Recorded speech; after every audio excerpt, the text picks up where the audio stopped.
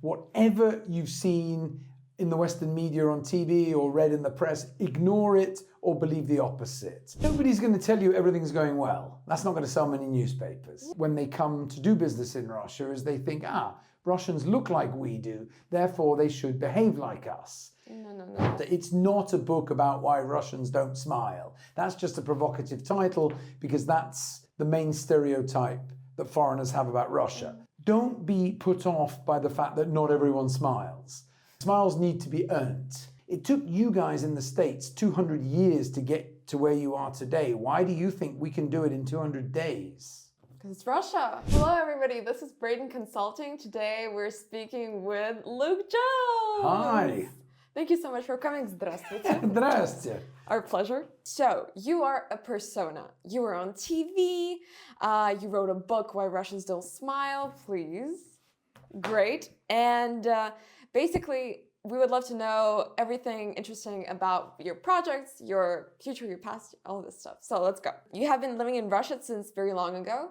So you were one of the first expats who came in the early 90s and in the 2000s. Please, why have you made the decision to come to Russia at the beginning? And is your education of Portsmouth University, Econ in Russia related to that in one way or another? Okay, I think like many people to begin with, it was a case of, first of all, curiosity. Like when I grew up in the 1980s, first of all, we were told it was the evil empire. We had propaganda that the only thing we knew about the Soviet Union was gulags or everything's bad about it. And then suddenly Mikhail Gorbachev came and we had Gorbimania, things changed and suddenly it was like, what's this big, horrible, cold country trying to hide from us? Why are they so secretive? Why is it so closed? And I had a chance to come here in February 1991 when I was still at high school, 3 days in Moscow, 4 days in Leningrad. And it was like, ooh, and the metro cost 5 kopecks and there was nothing in the shops to buy. Sweet Russia. Yeah, it Sweet was Soviet like, Union. wow. You know, because previously we'd done school exchanges with France and Spain, and then suddenly you're thrown into Moscow, age 17, and we didn't really know what to think because there was almost no information other than what you saw on TV, which was largely negative. So yeah, to begin with curiosity, and then I had a chance to spend a year here studying in 1993, 94, Moscow and Yaroslavl to study Russian language.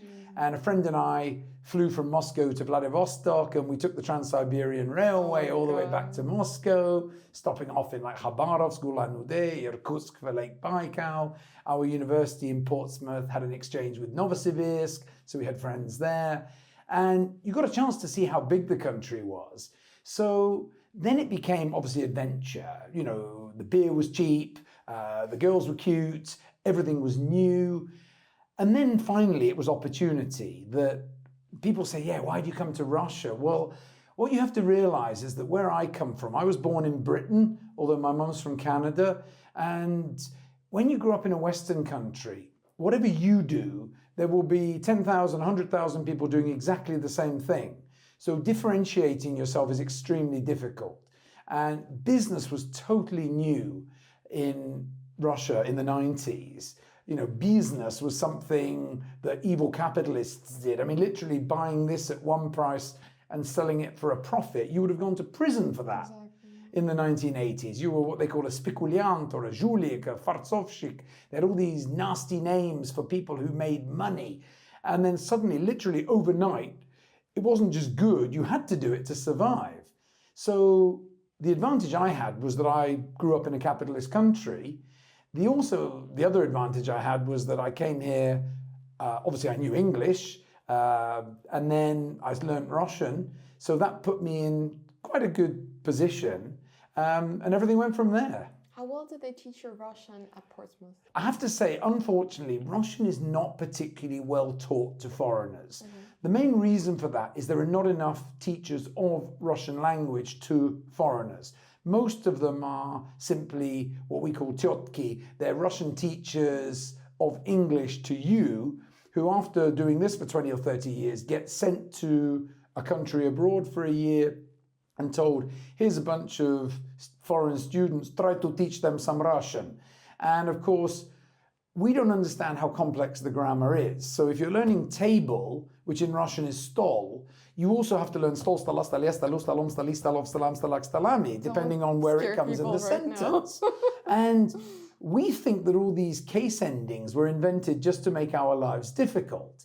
So you can know these things, because even if you learn table becomes table, stol, stali, why is stool, chair, stool, stoolia?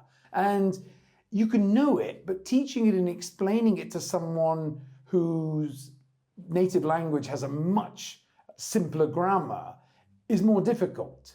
So that took a while. Obviously, coming here was a lot, let's say, made life easier, because you didn't have a lot of choice. Nobody spoke English at all. There were no signs in English. You had to get things done. How'd you get along? With great difficulty. You learned very fast, because one of the biggest differences between, say, where I grew up and Russia is that in Britain, the more polite you are to people, the more chance there is that they will help you. Whereas when I first came here, it was the complete opposite. It was like, "Chonada, what do you want?" And they just assumed you didn't need it. And pushing people, totally goes against our mentality. I mean, my mother says that I've become a bit more arrogant after so many years here. And I said, well, I didn't have much choice. You just don't get anywhere otherwise. Yeah, you got toughened up in one way or the other. We have this little section on business. You as an owner of a business before and after the lately sanctions, what appeared to be the major challenge that you have managed or not to overcome? I think in general in Russia, you tend to get several years of good times followed by some sort of crash, crisis, whatever you want to call it. And you learn to, as we say in English, make hay while the sun shines. You really have to take advantage of the few good years when there's a real boom, and then adapt very fast to conditions when things are bad. So I was here in 1991, first time ever. Then in 93, literally there was a coup just down the road. I remember being woken up by sniper fire, but I was a student, so it didn't really matter. It was fun. But I was here in 98 when the ruble crashed. So at the time it was 6 rubles to the dollar. We went out for lunch and it was 9. At the end of the day it was 17. End of the week it was 24. So we had 400% inflation within a week. All right, now that is very hard for anyone, let's say in a Western country, to get their head around this. Exactly, yeah. All right, so then I actually went abroad. Then I lived in Poland and Czech Republic for a few years. Then we had a great boom time between 2001, 2008.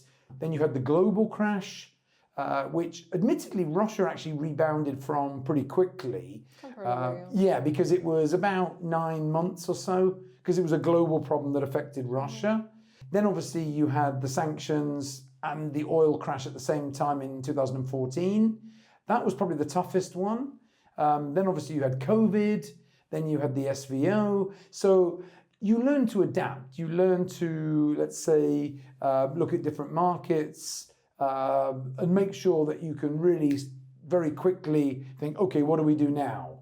And be ready for any downturn. And also, every crash or downturn that we've had has been different. So it's never been a dull time. Is this stimulating environment is something that interests you, something that drives you, or is it like on the other side? Sometimes you're like, oh my God, not again. But yeah, I think, you can do very well during the good times here. And I think that's what keeps most expats here. A lot go. I mean, I would say the majority of expats left with the crash of 1998, myself included. I would say 95% left. Very few struggled through 99, 2000.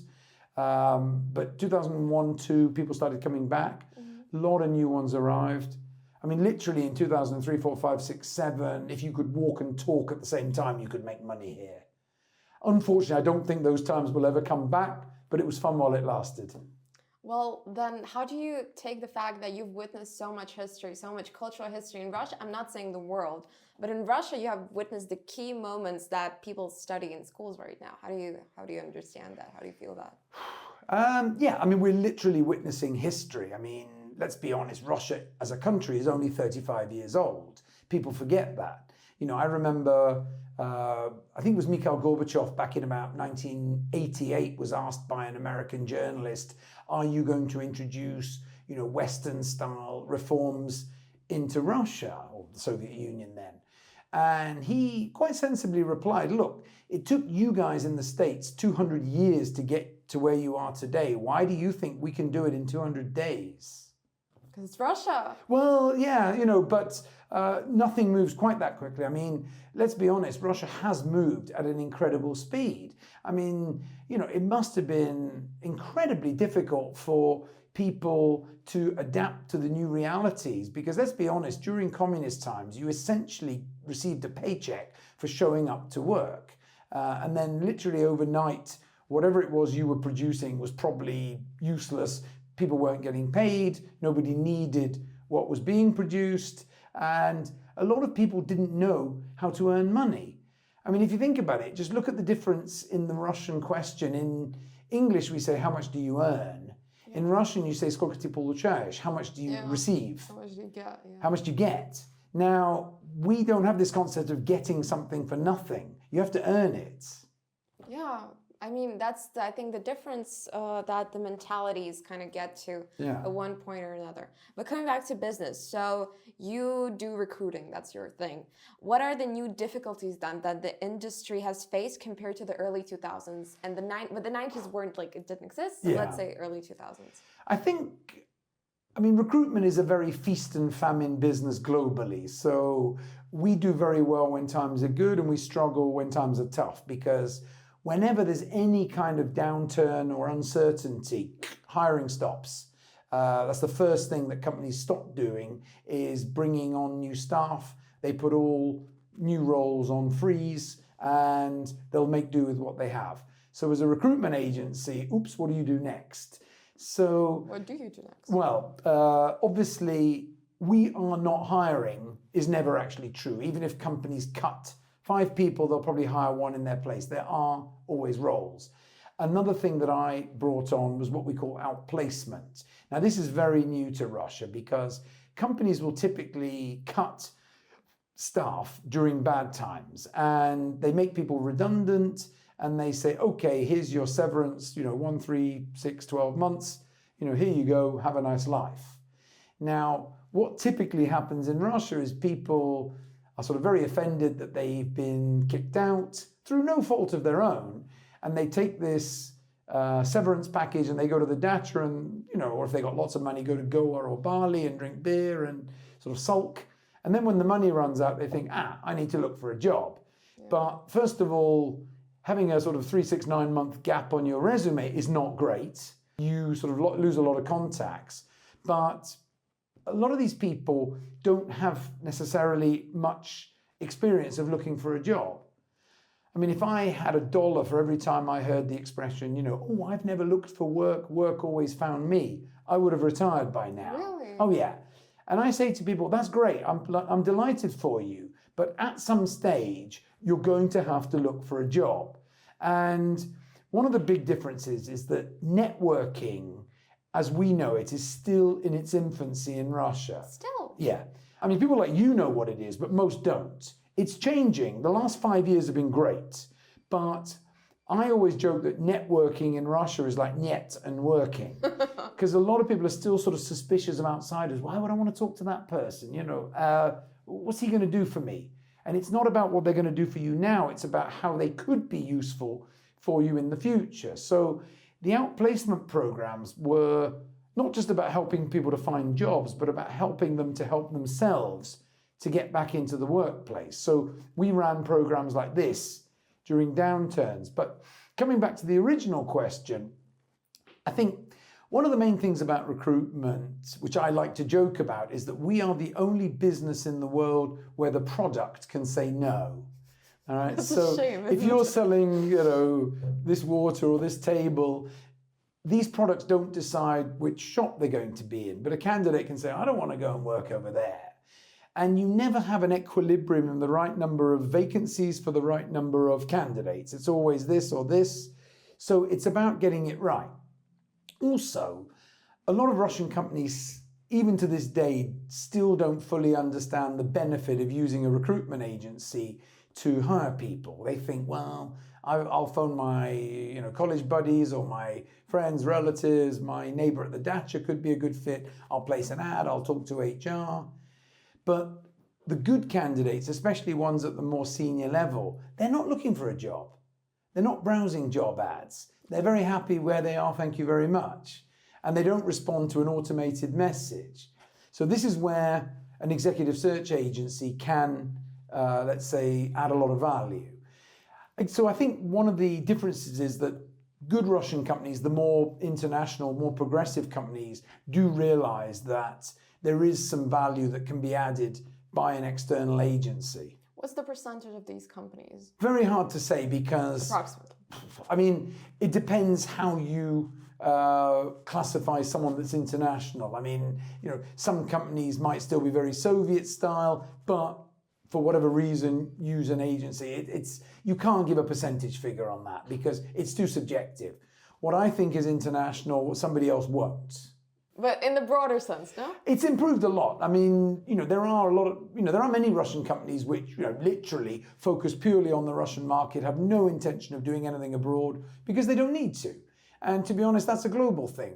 There's a lot of companies that will never go outside their home market and they have no intention of doing so because they don't need to. Unless you live in, Andorra, or San Marino. There's a huge domestic market in Russia. You've got 140-something million people.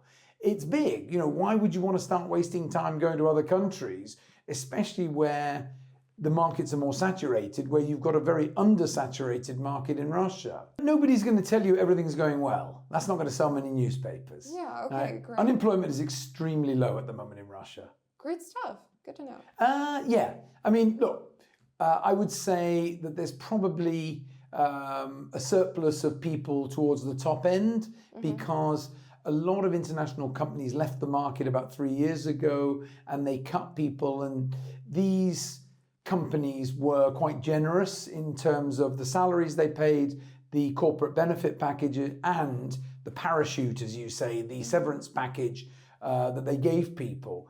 So if somebody was previously earning 350 or 400,000 rubles a month and they were given 9 months salary, how motivated are they going to jump into a new job at 250? And a lot of people didn't necessarily find a job at the same level. But there's an expression in English, if you're in work, you can find work. So it's better to be doing something at a slightly lower level. 250,000 rubles is better than no rubles. Obviously, a lot of people went abroad. A lot of international companies tried to send their candidates to different countries to relocate them, place them in Europe, Middle East, somewhere else. So some stayed. There's a lot more international companies here than people realize. Some have been renamed, or they've gone, under the radar, as we say. They're operating under a slightly different name, but many are still here. The message is don't go to Goa or Bali. Go on and stay working. That's the most Do you know what? important thing. What I would say is, if you want to go to Goa or Bali or sit at the dacha, that's fine. But start your job search immediately. Do it while you're relaxing. There's nothing wrong. We live in let's say, a hybrid world now. Probably the one benefit of COVID is that we're not sort of handcuffed to offices anymore. That if you want to sit somewhere else and send out some CVs, make calls, it doesn't matter where you are. Whether you're at the dacha or halfway around the world, you can have calls, message people, and make sure that you can keep in touch. It's much better than doing nothing and then waiting for it, because a job search can be a full-time job. Oh, definitely. Yeah, I've experienced that in the recent times when I was trying to find a job. So yeah, good to know. Let's go on then. Country-specific issues a business is bound to experience in Russia. What is or are the issues a business has to deal with here exclusively? I think one of the main things here is that, and this is something that generally Russian companies will be used to, the fact that there is quite a lot of bureaucracy, but there is a system to it. And if you grew up in it, you'll know how to deal with it. I think what I found is that as a foreigner, you are often quite far removed from a lot of the, let's say, day-to-day complexities of Russia. just because you don't need to deal with things like this, which make things easier. Yeah.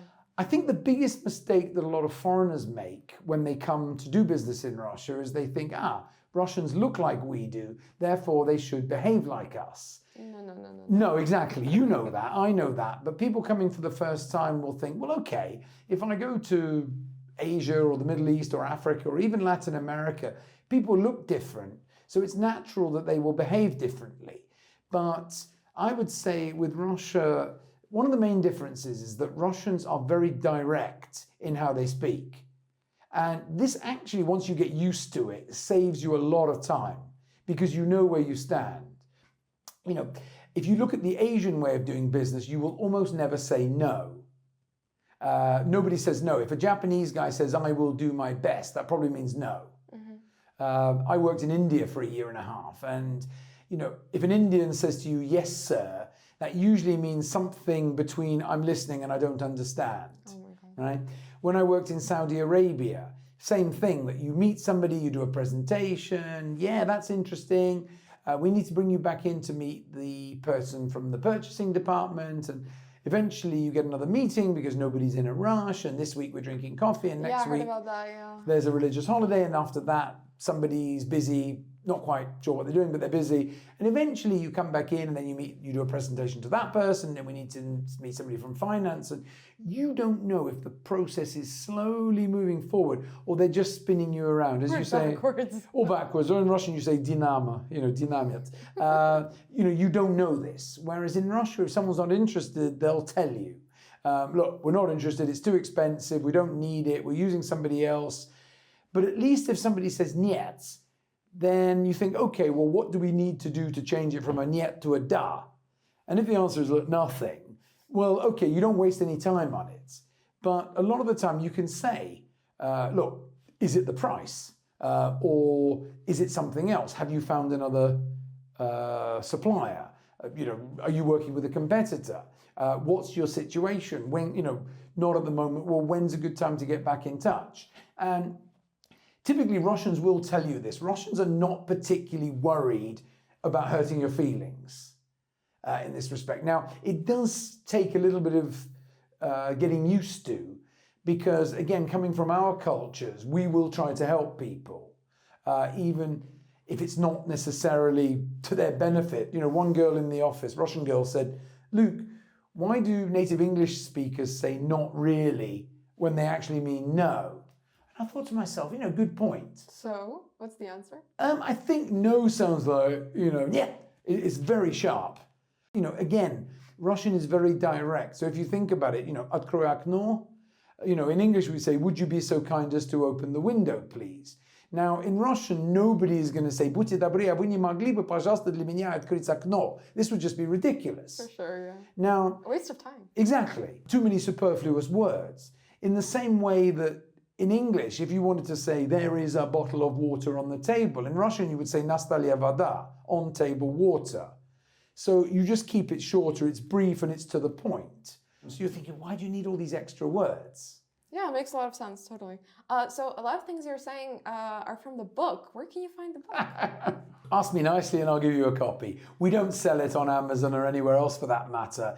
To be honest, it's more of a PR tool. It is a myth buster. It's not a book about why Russians don't smile. That's just a provocative title because that's the main stereotype that foreigners have about Russia. Russians say to me, oh, foreigners think that there are bears walking along Red Square with balalaikas. And we're like, no, that's what Russians think foreigners think. We think that it's cold all year round, everyone drinks vodka, no one smiles, and there are tanks going down the street and you need to wear a bulletproof vest because the Russian mafia are shooting. So that is one of the main things, but it's a myth buster. So, one of the things I had in here was, for example, frequently asked questions for people planning to visit Russia for the first time. So what's it like in Russia? Is it always cold? Do you have to drink heavily to do business? Is it dangerous? How do I get around, if I don't understand the funny writing? What about corruption? What about sanctions? And why does no one ever smile? Well, then what is the advice you would give to a foreigner coming? What should they be prepared in their daily life? So like no hot water 2 weeks in the summer, like this kind of stuff. Honestly, the first thing I would say, if you're coming here, making your very first visit, I would say whatever you've seen in the Western media on TV or read in the press, ignore it or believe the opposite. The first reaction that the majority of people have from anywhere for that matter, we have a lot of Indian guests at the moment, and honestly the first reaction is, oh wow, it's normal. I never thought it was going to be like this. People are genuinely surprised at how safe it is in the evenings in Moscow. And I say, where do you get this idea that it's dangerous? I think you've been watching too many Cold War movies. Definitely, yeah, for sure. So anything else just that sparks your mind right now at the moment? I would say if you can learn some Russian, even if you learn the alphabet, you can learn that in 20, 30 minutes. Pick up a textbook on the plane. The Cyrillic alphabet is actually not that hard to learn. Learn a few words. Have a look at the geography. Maybe learn just a little bit about the history, a little bit about Russia for getting around. Russians will be impressed with that because, as I said earlier, the level of English here is still very poor, particularly spoken. It's improved, and there are more signs in English, especially in downtown Moscow, but go outside of an A-grade office and you're probably going to struggle a bit. But don't be put off by the fact that not everyone smiles. Smiles need to be earned. Yes, right? definitely. People don't smile for no reason. So I can remember hearing from Russians who went to America for the first time, like, Americans are like, how are you doing? And Russians are like, ooh, they're interested in how I'm doing. And I'm like, they're not. How are you doing means hi. And it's just being polite. A dull hi as well sometimes. Yeah, I mean, the analogy I like, I didn't make this up by the way, is the peach and the coconut. So an American is like a peach. So it's very soft on the outside, very easy to get to know people, but it's a bit superficial. To become close friends with someone is like the stone of the peach. The Russian is more like the coconut. So it's very tough on the outside. What do you want from me? But once you become friends with people, they will do anything for you. So like the inside of the coconut. Very tasty as well. Oh yeah. Okay. Now to the other side of the conversation. Tell us about your role in British or international expat clubs in Moscow. So there was the BBC event, the British Business Club event. Tomorrow there's the Bridge event. We're all really excited. So there are a number of events now. I mean, traditionally, there were a lot of chambers of commerce here. Now, some of them are still here. They're not as big as they used to be. Some have closed, some have scaled back. But the British Business Club, for example, is more of a social club at the moment because, unfortunately, there's not a whole lot of British business here. But we want to make sure that as and when it comes back, we're in a strong position to pick it up and help promote it. So at the moment, the British Business Club is very much a gathering for English-speaking people, not just Brits. It can be other foreigners, it can be English-speaking Russians who want to get together for networking purposes. If you can make some connections through it, fantastic. We try to run events around about once a month. I mean, earlier this year, at the start of the year, we had a Christmas dinner, we've had a pub quiz, we had a charity bowling event, which was great fun. Our team reached the final. We didn't win it, unfortunately, but it was great.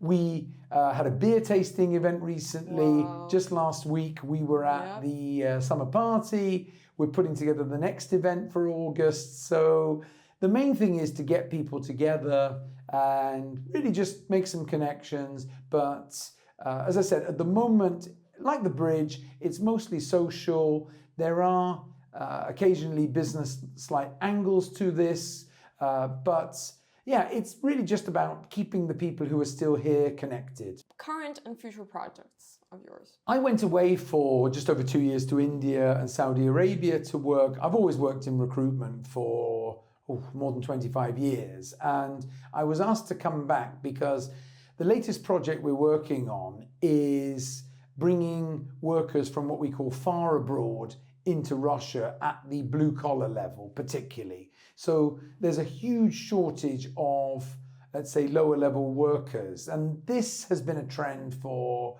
really since the fall of communism. the Russian population has been declining through a combination of emigration, low birth rates.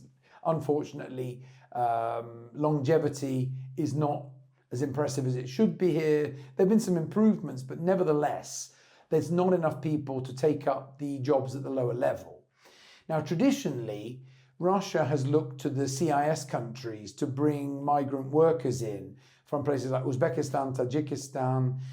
The one problem with these people is that once they get here, they're essentially free to work wherever they like. So, which is great for them, but from an employer's perspective, if you've got people on a building site, if the guy gets a call from his buddy tonight and says, hey, come and work for us starting tomorrow, he can leave. Or he can go and work as a courier and make even more money. Yeah. And as an employer, there's absolutely nothing you can do about it. So, how do you face that? Well, you bring in people from what we call far abroad, from places like India. So the bigger advantage of people from countries, not just India, we work with Sri Lanka, Myanmar, Philippines, just to give some examples, is that they're tied to the employer. I mean, obviously they're not slaves. We don't take the passports off them. They're free to leave anytime they like. But the only route out is back home again. So they can't jump from one company to another. So they're here to work. They come in on a year's visa. It's easily extended to a second and third year. So the big advantage is the lack of turnover of staff. But also the main motivation for people from South Asia is to come here for several years to earn money and to send it back home again. So if you go to Dubai, Saudi, Qatar, it's full of people from India, Pakistan, Sri Lanka, Philippines, from all over coming to work and send money home, what we call remittances. And this is becoming a bigger thing here. The authorities like it because it's controlled migration. It's still very new. It's still quite bureaucratic. So whereas in the Middle East, you can have people on your building site within a month, here you're looking at a minimum of 6 months in most cases to bring people in. You've got to pay for their flights.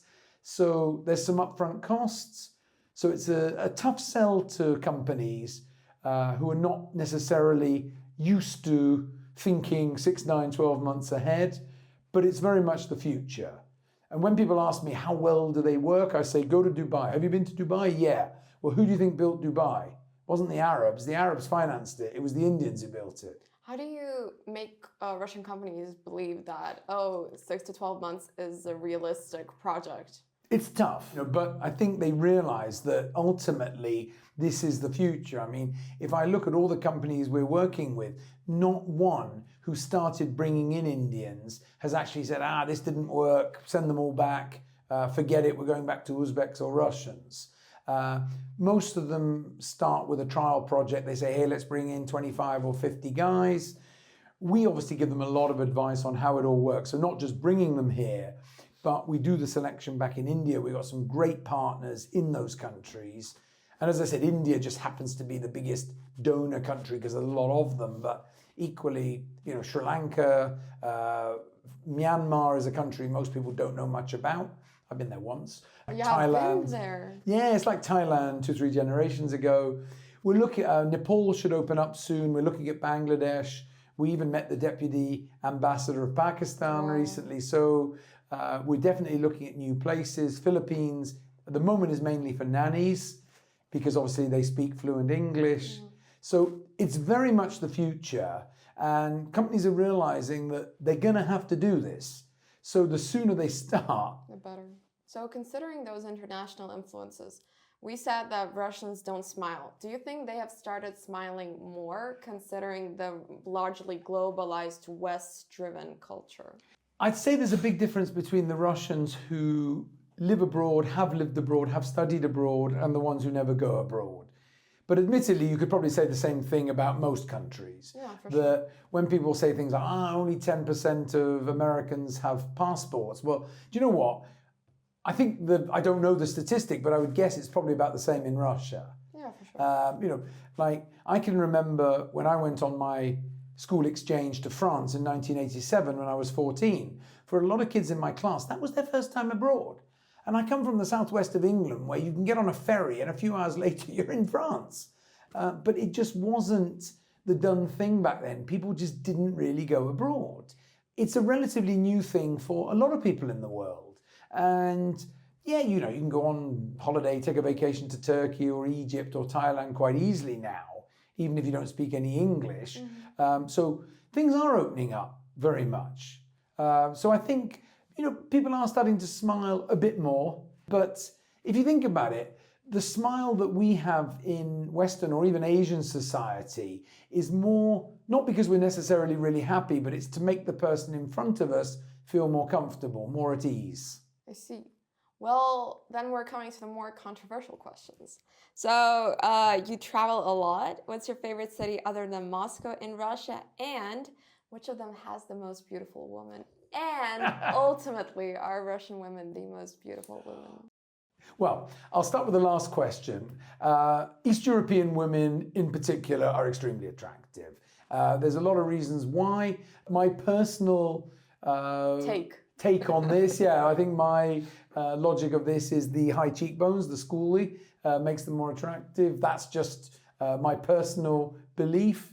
I think a lot of it also comes back, if you go back in the history, the Soviet Union lost 27 million men in the Second World War and God knows how many millions more in the gulags. So a lot of the babushki, the grannies, grew up here, remembering a time when there was no men.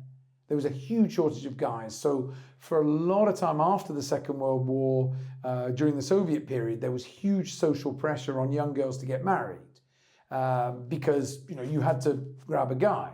Yeah. I mean, if you just have to look at the Russian terminology, that in English you say to get married, whether you're a man or a woman. Oh yeah. So in Russian you say жениться, literally you go and take a wife. Or выскочить замуж. Yeah. To go and like hop into a marriage. Literally, in Russian you say выйти замуж, which I think technically means you go behind your husband. Yeah. Don't tell the Western feminists, but again, it's just an expression, but there is some truth in that if you look at how it works. Now, obviously things are changing. That, you know, and I say this to foreigners who come here, you know, foreign men, I'm like, guys, all right, you can date a girl who is way out of your league, all right, who wouldn't even talk to you back home, but do not think it's because you're so amazing. That's the mistake a lot of people go, oh, wow. Pen it all down, pen it all down. Yeah, everybody. You know, everything's relative. But also, you know, the 90s when a lot of girls got married for money or to foreigners to go abroad, that's long gone. You know, being a foreigner is not cool anymore. If a Russian girl wants to go abroad, she'll go abroad. Yes, people think, oh, the grass is always greener, but on the other hand, there's equally a number of stories where Russian girls have gone abroad and it hasn't been as rosy as they thought it might be. You know, in Russian you say "Tam хорошо, где нас нет," it's good where we're not. Yeah. In English we say the grass is always greener, and often it isn't. Another thing I found is that a lot of Russians, when they go abroad, don't necessarily mix with each other that much. Now this is changing, especially in the last 5-10 years, that there are more social groups, but nevertheless, Russians do not mix with each other quite as much as, say, we do here. Now, I admit that if you're an expat in Moscow, you will mix with people that you wouldn't necessarily be friends with back home because you've got something in common. Ooh, we're in Moscow.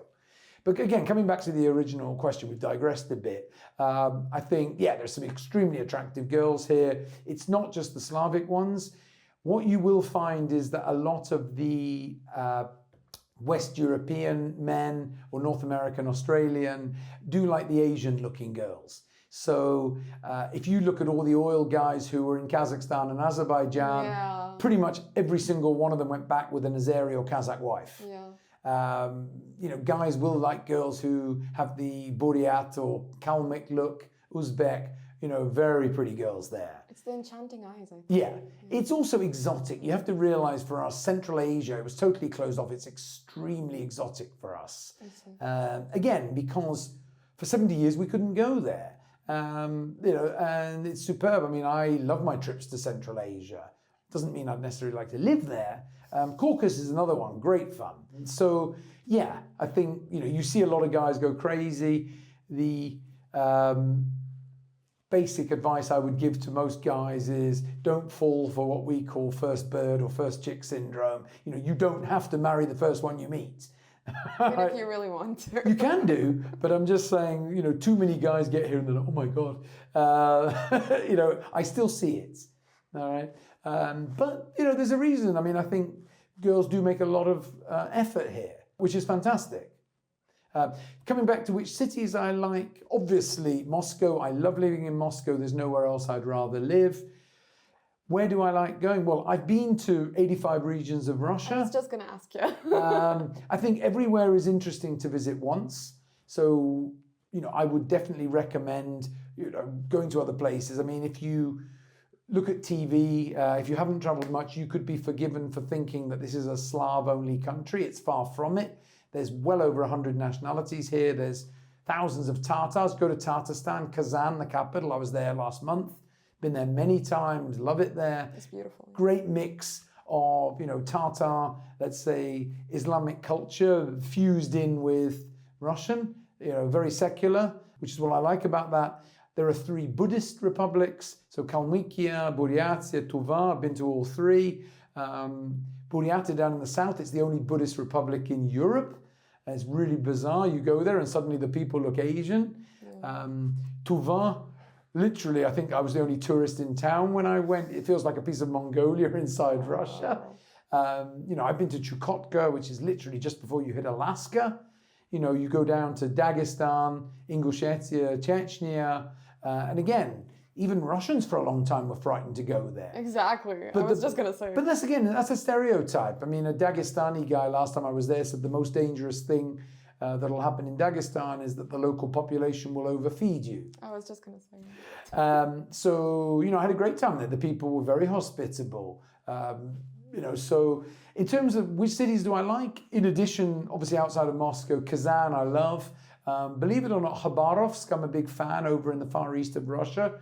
Don't know why, but I've always liked my trips to Khabarovsk. I just wished it wasn't so far away. How many hours is the flight? Well, it's 6 days by train. It's about a 7-8 hour flight.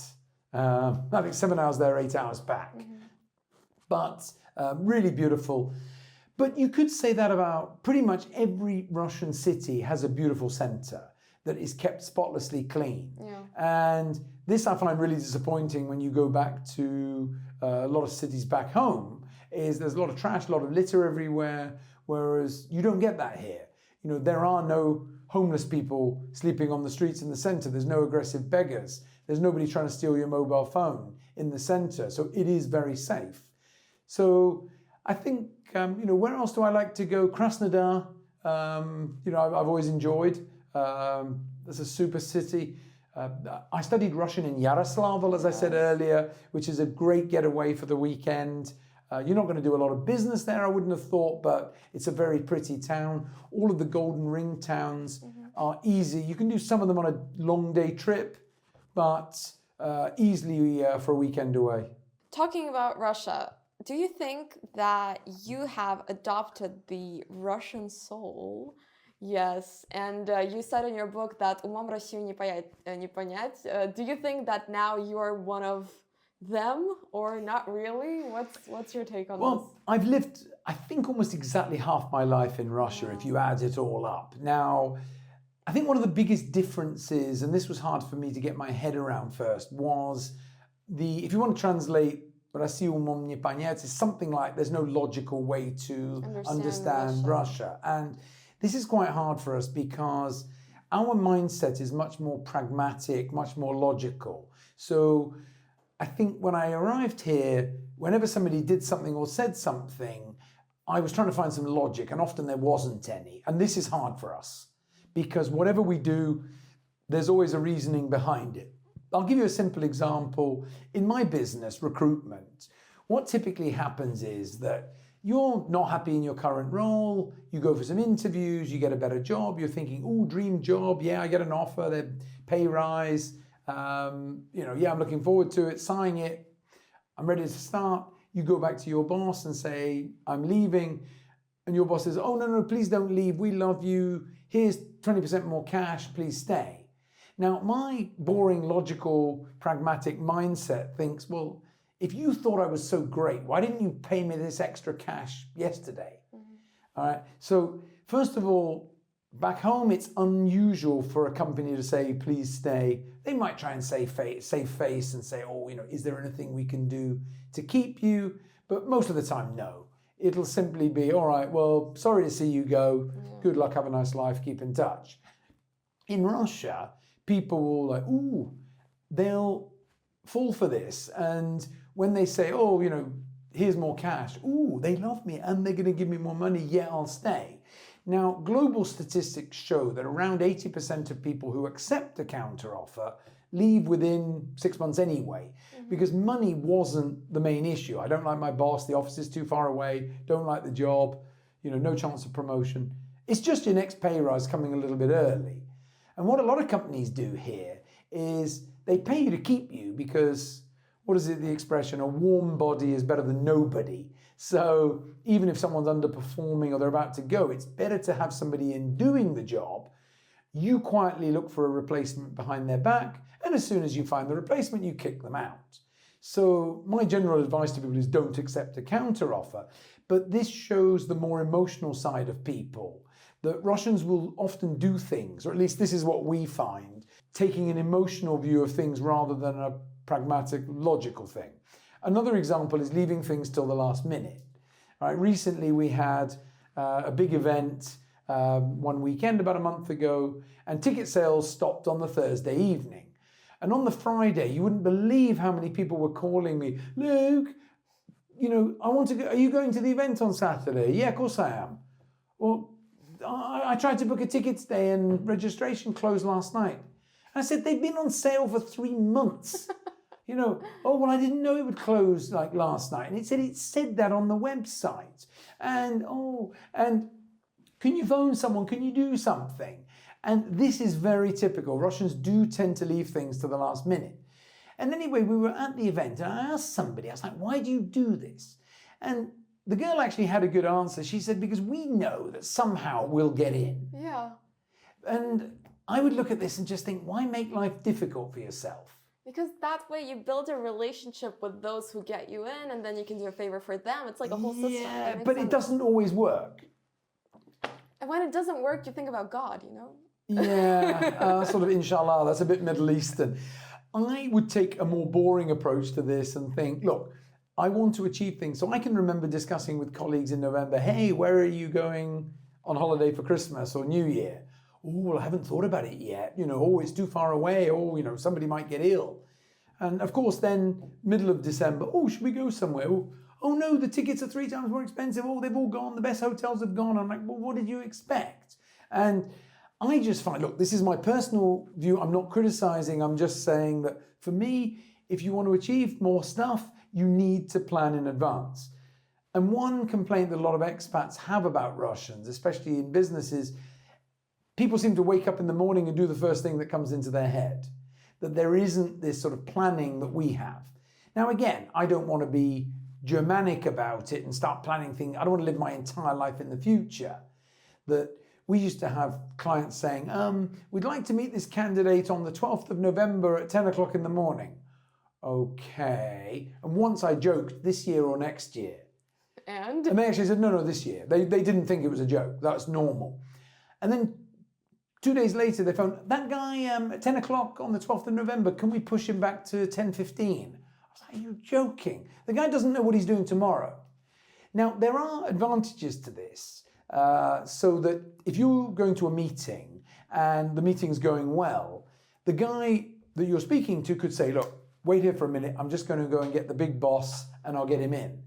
Now, back home, that would not happen. There's no way that they would just pull somebody out of somewhere because everybody's lives are pre-planned.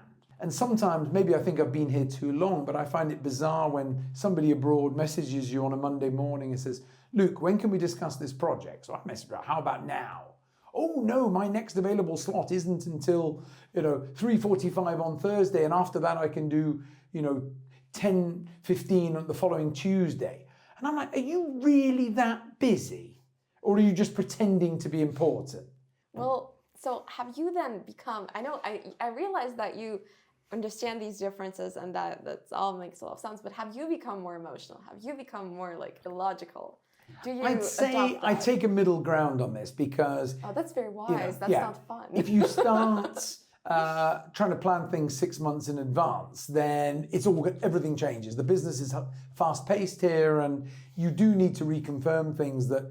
You talk to Germans, and if I am meeting Germans, I could put a meeting in the calendar for 4 o'clock in 3 weeks' time, and it wouldn't move. All right, and I wouldn't need to reconfirm it. I would because I'm in Russia, but I wouldn't need to because it will not move. Whereas here, stuff moves all the time.